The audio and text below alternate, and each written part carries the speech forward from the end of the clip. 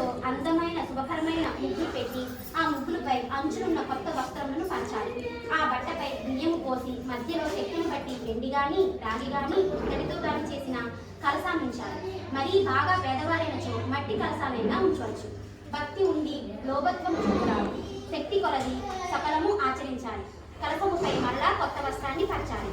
ఆ నూతన వస్త్రముపై సత్యనారాయణ స్వామి ప్రతిమ నుంచి పూజించాలి. 80 గురిగింజల ఎత్తు బంగారంతో గాని, దానిలో సగము గాని, లేక 20 గురిగింజల ఎత్తు బంగారంతో గాని సత్యనారాయణ స్వామి ప్రతిమను ఉంచాలి. ఆ ప్రతిమను పంచామృములతో అనగా పాలు, పెరుగు, నెయ్యి, తేనె, నీరు శుద్ధి చేసి మండపంలో ఉంచాలి. ప్రథమంగా విఘ్నేశ్వరుని, తర్వాత లక్ష్మీదేవిని, విష్ణుమూర్తిని, శివుడు పార్వతిని, ఆదిత్యాది నవగ్రహాలను, ఇంద్రాది అష్టదిక్పాలకులను, ఆదిదేవతలను, ప్రత్యాది దేవతలను పూజించాలి. కావున వారిని ముందుగా ఆవాహనము చేయాలి. ఓం ప్రథమంగా మొదట కలసి ఉన్న వరుణ్ దేవునికి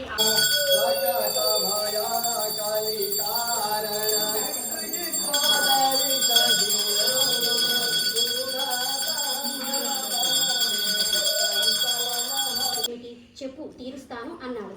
ఓ లక్ష్మీ వల్లభ, శ్రీ మహన్నారాయణుడ, జగద్రక్షక, భూలోకమందరి జనలందులకు బహుజన్మలలో పాపకర్మములను అనుభవించుచున్నారు.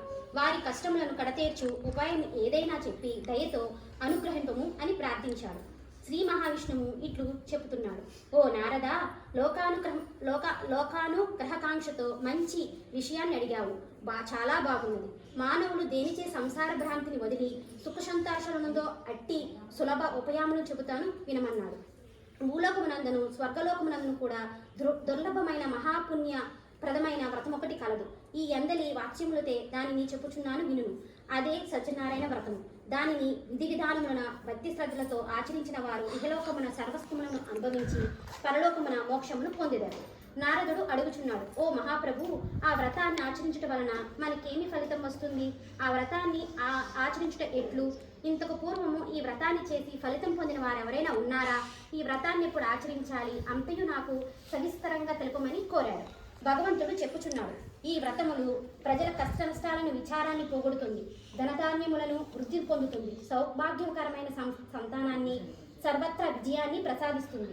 మాఘ, వైశాఖ, కార్తీక మాసములందు గాని ఏదైనా శుభ దినమునందు గాని ఆచరింపవలెను. యుక్త ప్రారంభముందును, కష్టములు వచ్చినప్పుడను, దారిద్ర్యము సంభవించినప్పుడను అవి తొలగిపోవుటకు ఈ వ్రతమును ఆచరించాలి. దీనిని శక్తి గలవారు ప్రతి నెలా ఆచరించవచ్చు, లేదా శక్తిని బట్టి సంవత్సరములో ఒకసారైనా జరుపుకోవచ్చు. ఏకాదశి రోజున, పౌర్ణమి రోజున, సూర్య సంక్రమం రోజున గాని ఈ సత్యనారాయణ వ్రతమును చేయించవచ్చు. ఉదయమునే సూర్యోదయ పూర్వమునే లేచి దంతధావనాది స్నానాది నిత్యకృత్యములను నిర్వర్తించి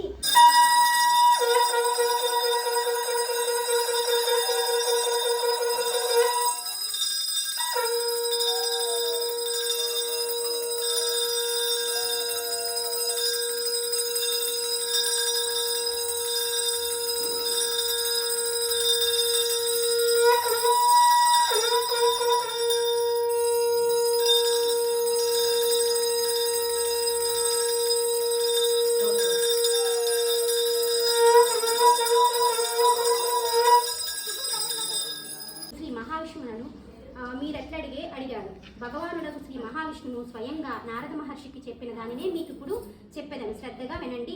ఒకప్పుడు లోక సంచార ప్రియుడైన నారదుడు సర్వలోకాలను తిరుగుచు సర్వలోకానుగ్రహ కాంక్షితుడై భూలోకానికి వచ్చాడు.